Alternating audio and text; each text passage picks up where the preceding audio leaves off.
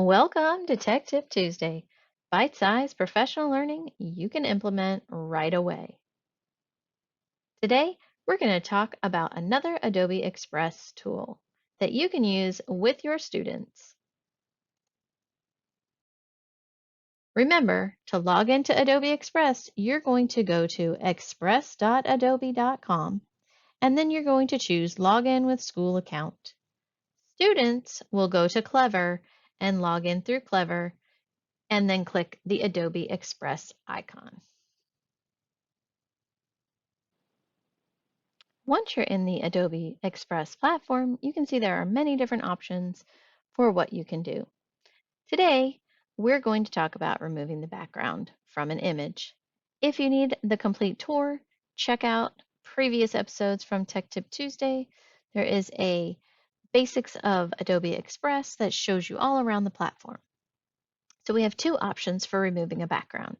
I can go right here to the quick action section, either in popular, or I can click image and then click that remove background.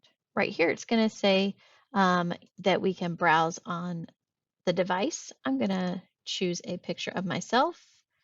Here's one that I had from Disney, and you can see it's working. It has removed the background.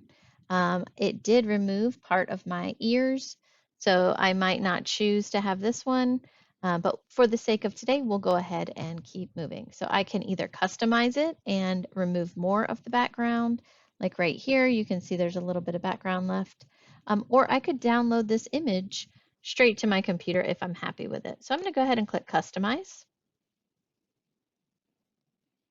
and it's going to load my image up.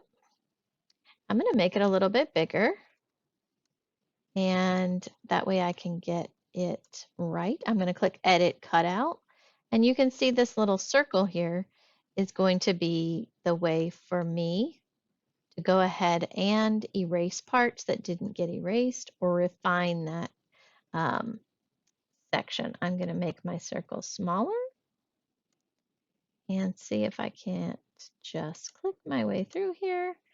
And we're just going to call that done for now. And then once you're done, you're going to want to make sure to click that little check in the top right corner here. That means that you're done editing that image.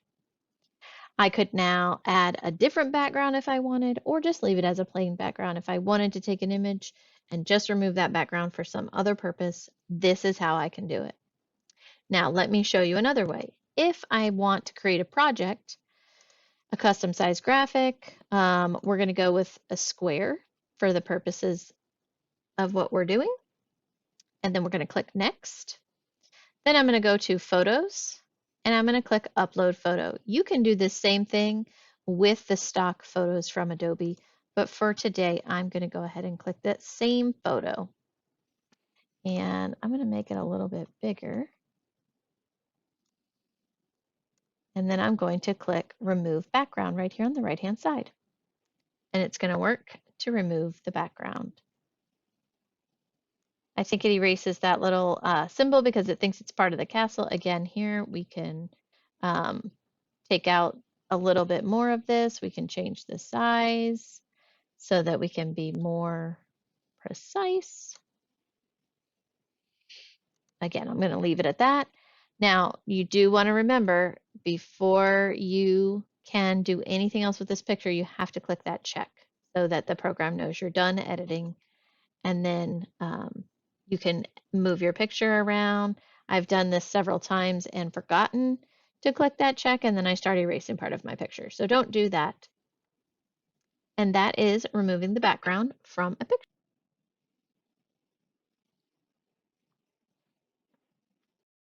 And there's another a great Adobe Express tool.